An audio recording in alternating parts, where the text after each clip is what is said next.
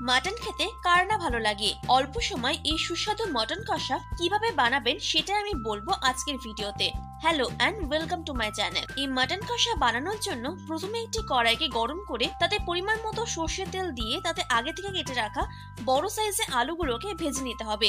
আলু কিছুক্ষণ ভাজার পর তাতে দুটি তেজপাতা, কয়েকটি কাঁচা লঙ্কা, কুচনো টমেটো, পরিমাণ মতো নুন, লঙ্কার গুঁড়ো, জিরের গুঁড়ো, আদা বাটা, রসুন বাটা এবং হলুদ গুঁড়ো দিয়ে ভালো মতো কিছুক্ষণ নেড়ে নিতে হবে।